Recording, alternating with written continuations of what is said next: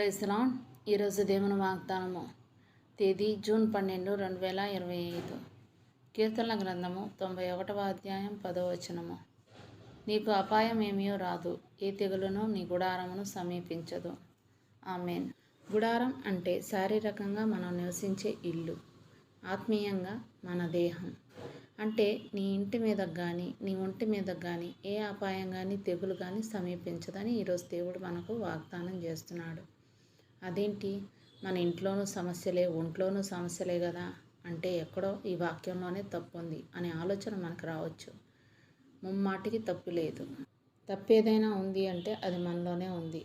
ఎందుకలా అంటే మనం ఆ మహోన్నతుని చాటున నివసించడం లేదేమో, ఆ సర్వశక్తుని నీడను విశ్రమించడం లేదేమో, యేసయ్య కాకుండా మనకంటూ ఒక చాటు నీడ ఉన్నాయేమో, ఆ చాటులో పాపం చేస్తూ ఆ నీడలో విశ్రమిస్తున్నామేమో.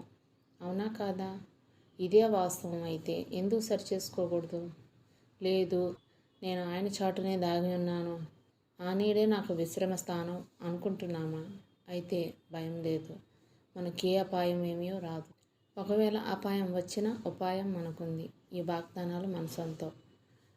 కీర్తనల గ్రంథం 121వ అధ్యాయం 7వ వచనంలో, ఏ అపాయమును రాకుండా యెహోవా నిన్ను కాపాడును, ఆయన నీ ప్రాణమును కాపాడును అని దావీదు భక్తుడు అంటున్నాడు. అలాగే కీర్తనల గ్రంథం 41వ అధ్యాయం 2వ వచనం చూసినట్లయితే, యెహోవా వానిని కాపాడి బ్రతికించును, భూమి మీద వాడు ధన్యుడగును, వాని శత్రువుల ఇచ్చకు నీవు వాన్ని అప్పగింపవు అని పరిశుద్ధ గ్రంథంలో వ్రాయబడి ఉండడం చూస్తున్నాం.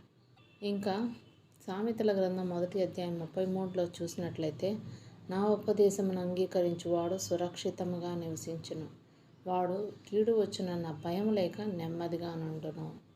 అవును, ఆయన చాటును దాగి ఉందాం, ఆయన్నే ఆశ్రయిద్దాం, ఆయన దృష్టికి నిర్దోషులుగా జీవిద్దాం, ఆయన ఇచ్చే ఆశీర్వాదాలు పొందుకుందాం, ఆయన యందు విశ్వాసం ఉంచుదాం.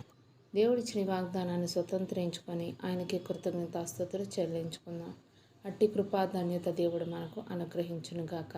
ఆమేన్. దేవుడు తన పరిశుద్ధ వాక్యం మన వినికిడి యందు దీవించునుగాక. ఆమేన్.